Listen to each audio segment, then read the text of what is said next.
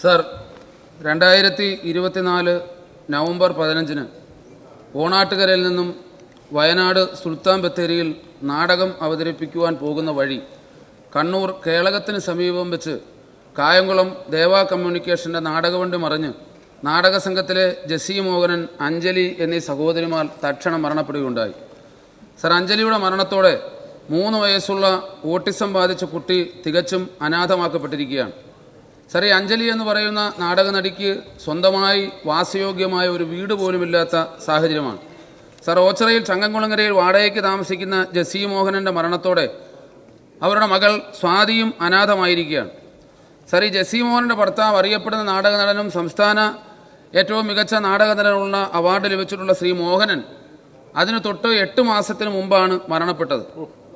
കൂടാതെ നാടകസമിതിയിലുണ്ടായിരുന്ന മറ്റ് 10ഓളം കലാകാരന്മാർക്ക് ഗുരുതരമായി പരിക്കേൽക്കുകയും ചെയ്തു. നാടകസമിതിയിലെ അതിരുങ്കൽ സുഭാഷ്, സുരേഷ്, ബിന്ദു സുരേഷ്, രംഗങ്ങൾ ഒരുക്കുന്ന മുഹമ്മദ് അജി, ഡ്രൈവർ ഉമേഷ് എന്നിവർക്ക് ഗുരുതരമായ പരിക്കുകളായിരുന്നു.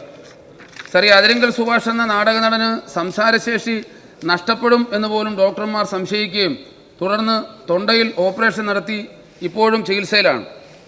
സർ, ഈ ബിന്ദുവിന് പിന്നീട് ചെവിക്ക് ഓപ്പറേഷൻ ചെയ്തു ചികിത്സ തുടരുന്ന സാഹചര്യമാണ്. സുരേഷ് എന്ന നാടക നടനും അപകടത്തെ തുടർന്നുള്ള ആരോഗ്യ പ്രശ്നങ്ങൾ അലട്ടുന്നുണ്ട്. അജി മുഹമ്മദ് എന്ന രംഗ ക്രമീകരണം നടത്തുന്ന കലാകാരൻ്റെ ഷോൾഡറിനും ഇടതുകാലിനും പരിക്ക് പറ്റി ഇപ്പോഴും തൊഴിലെടുക്കാൻ പറ്റാത്ത സാഹചര്യമാണ്. സർ, 2 സാധാരണക്കാരായ നാട്ടുംപുറത്തുകാരായ നാടകപ്രേമികളായ ചെറുപ്പക്കാരുടെ സംരംഭമാണ് ഈ നാടകസമിതി. ആ നാടകസമിതിയുടെ വാഹനം മാത്രമല്ല, അതിലെ ഇലക്ട്രോണിക് സാധനങ്ങളും ലൈറ്റും പരിപൂർണമായും തകർന്നു പോയി. സർ, സർക്കാർ ഇവരെ ചികിത്സിച്ച കണ്ണൂരിലെ സ്വകാര്യ ആശുപത്രിയിലെ ചികിത്സാ ചെലവായ 11 ലക്ഷത്തോളം രൂപ കൊടുത്തു എന്നുള്ളത് ഇവിടെ നന്ദിയോടെ ഓർക്കുകയാണ്.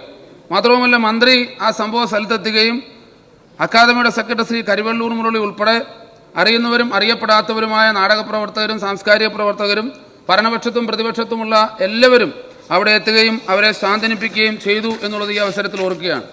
സർ, ഈ മരണപ്പെട്ട 2 കുടുംബങ്ങളും തീർത്തും അനാഥരാക്കപ്പെട്ടിരിക്കുന്ന സാഹചര്യത്തിൽ കേവലമായി 25,000 രൂപ മാത്രമാണ് അവരുടെ ശവസംസ്കാര ചടങ്ങുകൾക്കായി അനുവദിച്ചിട്ടുള്ളത്. 10 ലക്ഷം രൂപ സർ, 10 ലക്ഷം രൂപ അപകട മരണ ധനസഹായമായി ഈ 2 സഹോദരിമാർക്ക് അവരുടെ ആശ്രിതർക്ക് നൽകണം എന്ന് ഈ സബ്മിഷനോട് ആവശ്യപ്പെടുന്നു. മാത്രമല്ല സർ, തുടർ ചികിത്സ ആവശ്യമായി വരുന്ന കലാകാരന്മാർക്ക് അവർക്ക് ഇനിയുള്ള ചികിത്സ കൂടി സർക്കാർ സൗജന്യമായി നൽകണം.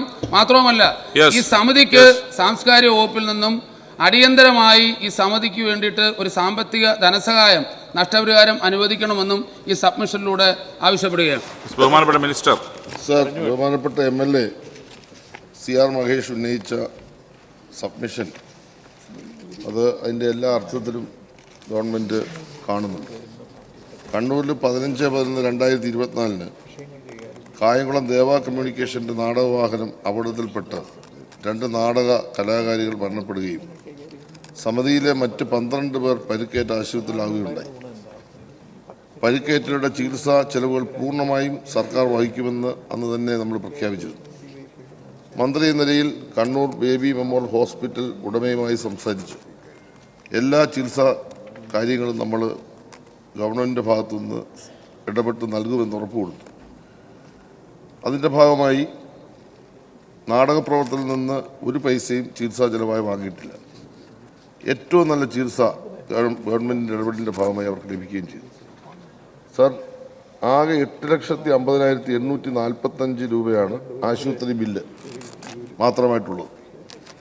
ഇതിൽ 1,50,845 രൂപ ഹോസ്പിറ്റൽ അധികൃതർ കുറവ് ചെയ്തു 7 ലക്ഷം രൂപയായി നിജപ്പെടുത്തി നൽകി. ഈ പണം സംസ്ഥാന ഗവൺമെൻറ് ഇപ്പോൾ അതിൻ്റെ ഭാഗികമായി കൊടുത്തു. ബാക്കി കുറച്ച് പണം ഇപ്പോൾ അനുവദിക്കുകയും ചെയ്തു. ആ പണം പൂർണ്ണമായിട്ട് നമ്മൾ കൊടുത്തു. ഇതിൻ്റെ ഭാഗമായി പരിക്കേറ്റ ഒരാൾ ആശുപത്രിയിൽ ചെലവ് വഹിച്ചിട്ടില്ല എന്ന് സർക്കാർ ഉറപ്പുവരുത്തിയിട്ടുണ്ട്. മരണപ്പെട്ട നാടകകലാരികളായ അഞ്ജലി ഉല്ലാസിൻ്റെയും ജസി മോഹൻ്റെയും കുടുംബത്തിന് ശവസംസ്കാരത്തിന് വേണ്ടി സാംസ്കാരിക വകുപ്പ് നമ്മുടെ ക്ഷേമനിധിയിൽ നമുക്ക് വളരെ പരിമിതമാണ് നമ്മുടെ ക്ഷേമനിധി. എന്നാൽ 25,000 രൂപ വീതം അപ്പം തന്നെ ഈ ശവസംസ്കാര ചടങ്ങിൻ്റെ ഭാഗമായി കൊടുത്തു. സാർ, ഇവിടെ പറഞ്ഞതുപോലെ മരണപ്പെട്ടവരുടെ ആശ്രിതർക്ക് കൂടുതൽ ധനസഹായം നൽകുന്നതിനുള്ള നടപടി സർക്കാർ സ്വീകരിച്ചു വരുന്നുണ്ട്. അത് ഏറ്റവും വേഗം അവർ കൊടുക്കാനുള്ള സമീപനം സ്വീകരിക്കും. ബഹുമാനപ്പെട്ട MLA പറഞ്ഞ പോലെ നാടക സമിതിയുടെ വാഹനവും നാടകത്തിൻ്റെ സാധന സാമഗ്രികളും തകർന്ന സാഹചര്യത്തിൽ സമിതിക്കുള്ള സഹായം നൽകുന്ന കാര്യത്തിലും ഗവൺമെൻറ് നടപടികൾ സ്വീകരിച്ചിട്ടുണ്ട്. അത് കൊടുക്കുന്നതിന് വേണ്ടിയുള്ള നീക്കം നടത്തും. ആ കുടുംബത്തെ തുടർന്ന് സംരക്ഷിക്കാനും ആവശ്യമായ മറ്റ് ചികിത്സ ഉണ്ടെങ്കിൽ ആ കാര്യവും ഗവൺമെൻറ് പരിഗണിക്കുമെന്ന് ഈ സഭയിൽ ഞാൻ ഉറപ്പുവരുത്തുന്നു.